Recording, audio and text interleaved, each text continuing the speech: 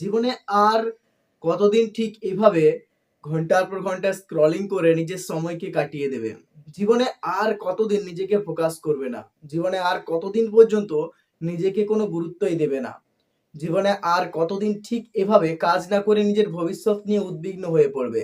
জীবনে আর কতদিন নিজেকে অনিয়ন্ত্রিতভাবে ছেড়ে রেখে দেবে?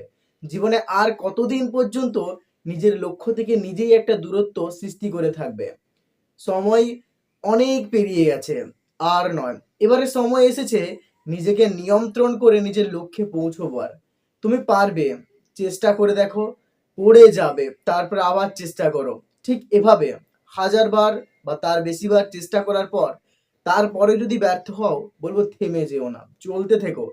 যতই পড়ে যাও না কেন, জীবনে একদিন লক্ষ্যে ঠিক পৌঁছতে পারবে। জীবনে যে খানটাই তোমার দুর্বলতা, যে বিষয়টাতে তুমি দুর্বল বোধ অনুভব করো, সেখানে ফোকাস করো, দেখবে সমস্যা মিটে যাবে। সেখানে তুমি শক্তিশালী অবশ্যই হবে। জীবনে আমাদের সবচেয়ে বড় সমস্যা কি জানো তো? আমরা যেখানে দুর্বল মনে করি সেই জায়গাটাতে ফোকাস করি না। জীবনে আমাদের সব থেকে বড় শত্রু কে জানেন তো? ভয়। কারণ তুমি যখন কারোর প্রতি ভয় পেয়ে যাও, তখন সেই মানুষটা তোমার উপর তার আধিপত্য ফলাতে চেষ্টা করে। তাই জীবনে ঠিক একই রকম ভাবে যখন কোনো পরিস্থিতি আপনার কাছে আসছে, তখন আপনি এতটা ভয় পেয়ে যাচ্ছেন যে পরিস্থিতি আপনার উপর প্রভুত্ব ফলাচ্ছে। জীবনে যাই হয়ে যাক না কেন, কখনোই ভয় পাবেন না।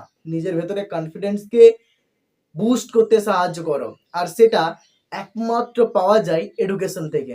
কারণ এই শিক্ষা যা তোমার ভেতরে কনফিডেন্স নিয়ে আসে, এই শিক্ষা যা তোমার ভেতরে এম নিয়ে আসে, তোমার ভেতরে একটা আলাদা ঊর্জা নিয়ে আসে। জীবনে যা কিছুই করুন না কেন, আপনার যে জিনিসটা সব থেকে বেশি প্রয়োজন সেটা হচ্ছে শিক্ষা। নিজেকে শিক্ষিত করে তোলা, নিজের ভেতরে জ্ঞান পরিপূর্ণ করা, নিজেকে জ্ঞানের আলোয় উদ্ভাসিত করা। কিন্তু তুমি কি পেরেছো?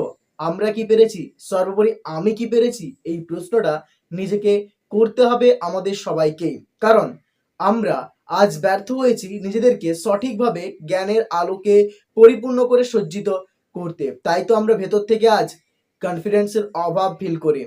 এই এডুকেশন এমন একটা শক্তি যা তোমাকে সম্পূর্ণভাবে বদলে দেবে তোমার জীবনকে।